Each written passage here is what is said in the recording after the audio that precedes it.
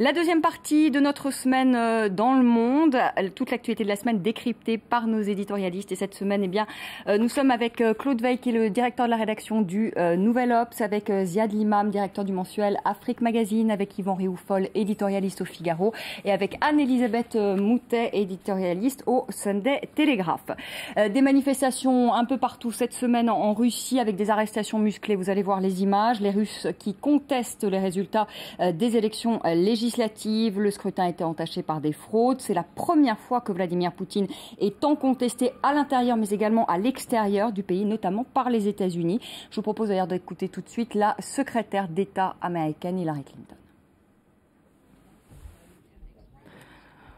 Nous avons exprimé nos préoccupations que nous estimions fondées sur la conduite des élections.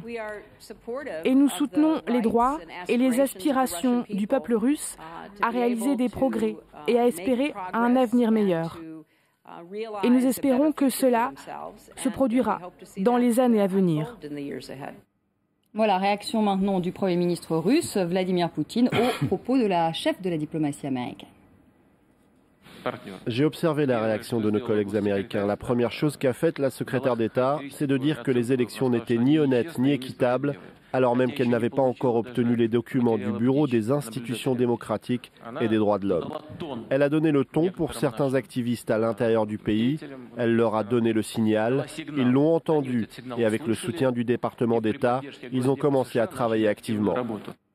Yvan Rioufol, c'est la vieille rhétorique soviétique que l'on entend, le complot manigancé de l'étranger, et notamment des Américains. On s'aperçoit d'une manière flagrante que la Russie, effectivement, n'a pas coupé avec son passé soviétique comme l'Allemagne avait pu couper avec son passé hitlérien, en l'occurrence. Et là, il y a un sondage récent d'aujourd'hui, je crois, qui révèle que 53% des Russes regrettent l'Union soviétique, et vous avez encore des cultes de Staline qui seraient incompréhensibles s'il y avait des cultes d'Hitler, si on fait la comparaison entre les deux hommes. Et donc il y a bien encore cette prégnance de ce qu'était un État autoritaire, totalitaire, et donc on voit bien que cela naturellement écorne ce pays qui est encore loin de la démocratie, naturellement, et il y a toute cette dialectique qui ressurgit, que l'on voit très bien aujourd'hui, qui est portée par Poutine lui-même, qui est de dire que la Russie d'aujourd'hui est victime d'un complot de l'Occident, victime d'un complot des États-Unis en l'occurrence, et que les adversaires de Poutine sont, sont en tout cas des gens peu recommandables. Et donc effectivement, on comprend que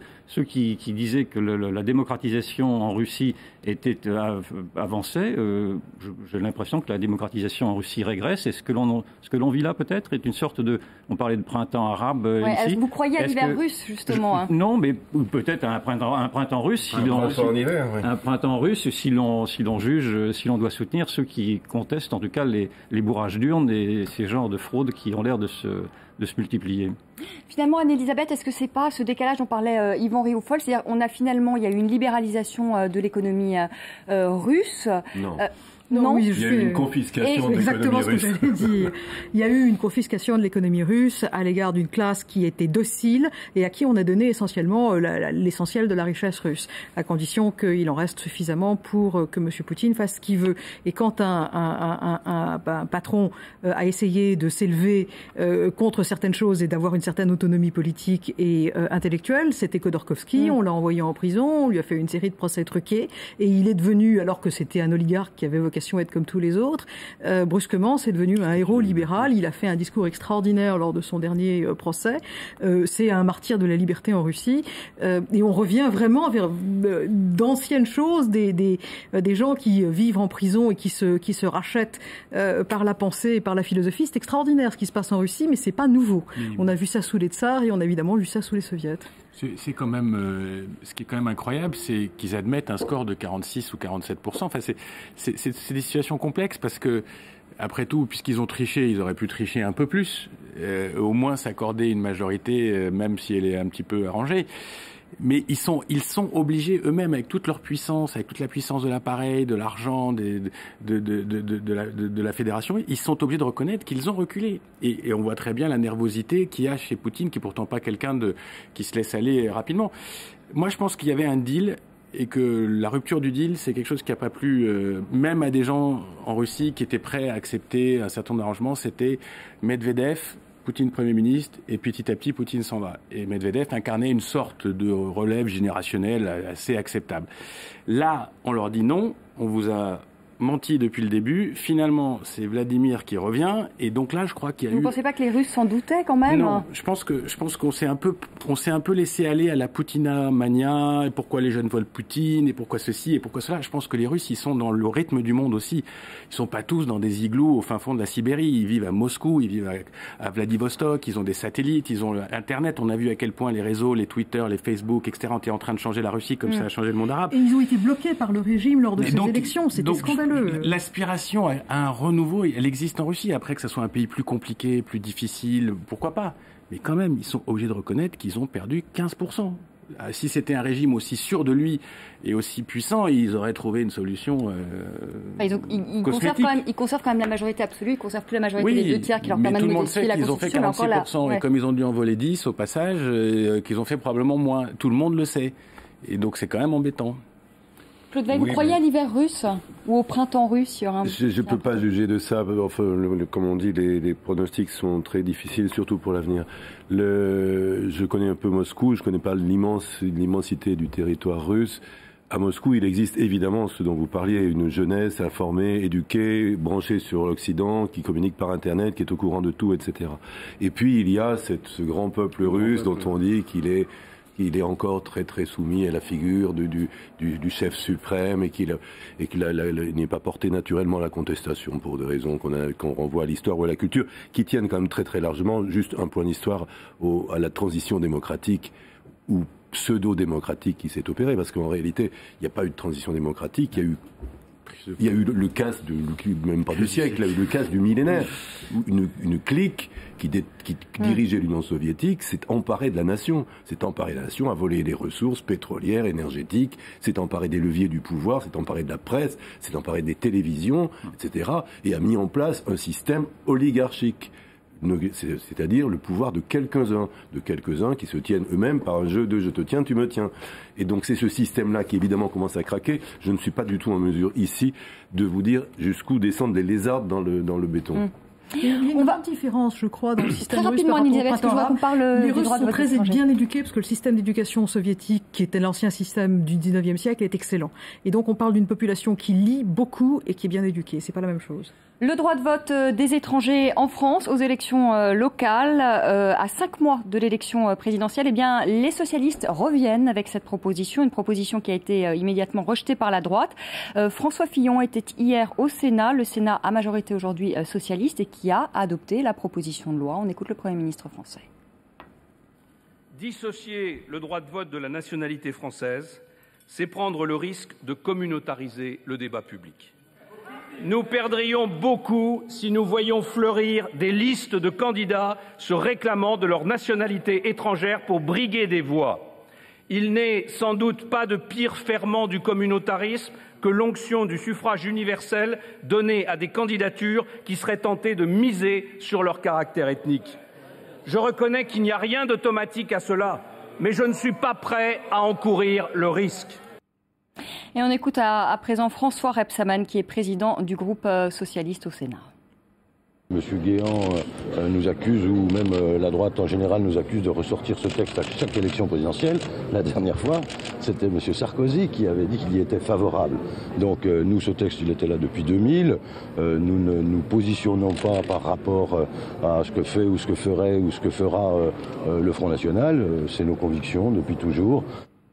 Ziad, il faut donner le droit de vote aux étrangers en France, aux élections locales? Si vous me posez la question à moi, en tant que citoyen français, individu, Ziad Limam, moi je suis un fervent partisan du droit de vote au niveau local, parce que je trouve que c'est l'approfondissement de la démocratie, et que la règle de la nationalité, je veux bien, moi ce que j'aime bien, c'est la règle de celui qui paye les impôts, je la trouve aussi démocratique que la règle de la nationalité. Mais bon, Nicolas Sarkozy avait d'ailleurs tenu ses propos. Je trouve extrêmement dommage qu'un sujet aussi important pour la République française soit discuté de manière aussi politicienne. Je trouve ça absolument désespérant, parce que c'est une vraie discussion. On n'est pas obligé de la trancher dans la seconde.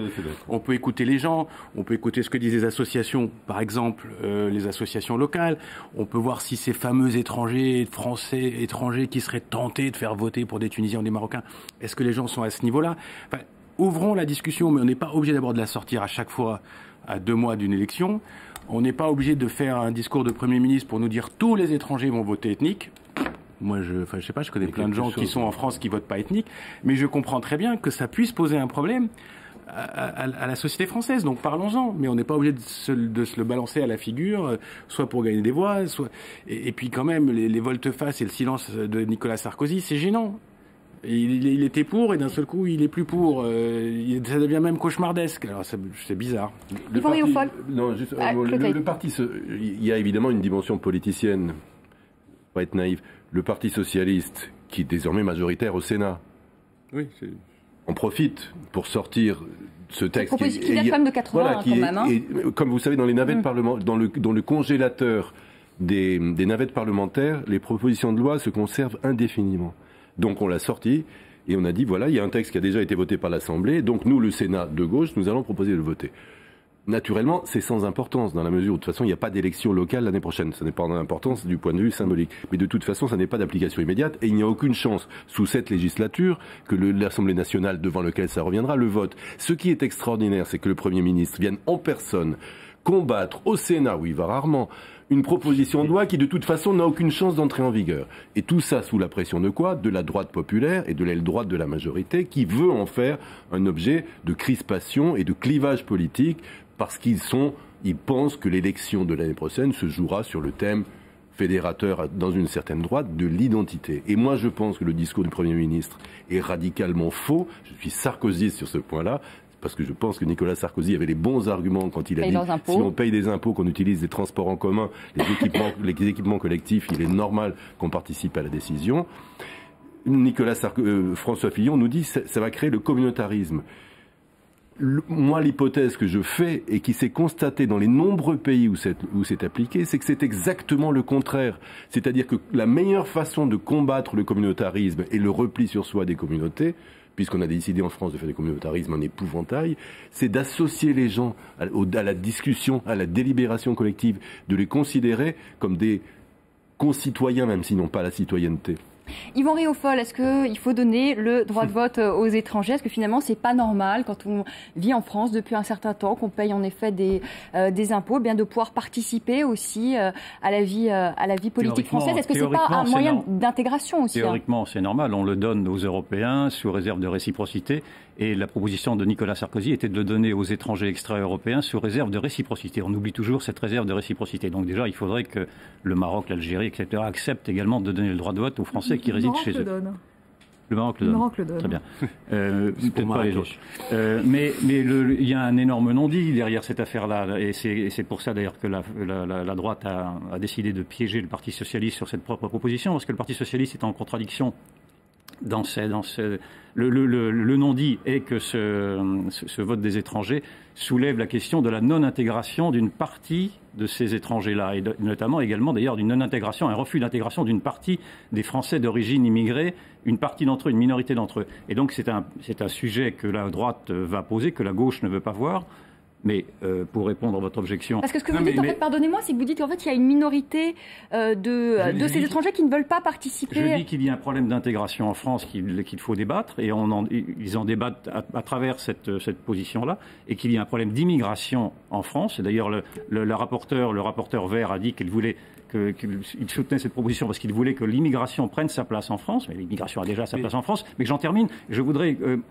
Pour répondre à cette question. Et donc, il y a un risque communautaire. Naturellement, il y a un risque communautaire, parce que vous pouvez très bien avoir des listes qui seraient présentées par des fondamentalistes, pourquoi pas l'imaginer. Voilà, nous y voilà. Et je vais vous donner l'exemple qui me fait dire ça, c'est que lors des précédentes élections tunisiennes, vous avez eu des Français tunisiens qui ont voté à 40% d'entre eux pour la liste Ennahda, la liste des islamistes, alors qu'ils côtoient la démocratie, la laïcité depuis maintenant quelques années. Donc il y a naturellement ce risque-là. Et je pense que le Premier ministre et le Président de la République ont raison de pointer cette contradiction qui va embarrasser la gauche, et j'en termine, car la classe populaire est naturellement vent debout contre ces problèmes de non-intégration et d'immigration de peuplement. Le problème, c'est que quand on choisit de construire une démocratie, c'est très difficile de dire aux gens comment vous allez voter d'avance pour être intégrés. Si jamais, et j'en doute fort, si jamais il devait y avoir l'émergence de partis vaguement religieux au plan local, etc. Je n'y crois pas une seconde. Mais si jamais ça émerge, il va bien falloir, encore une fois, discuter. Deuxièmement, tout ce qu'il y a derrière cette philosophie, c'est de dire il y a un seul type de Français.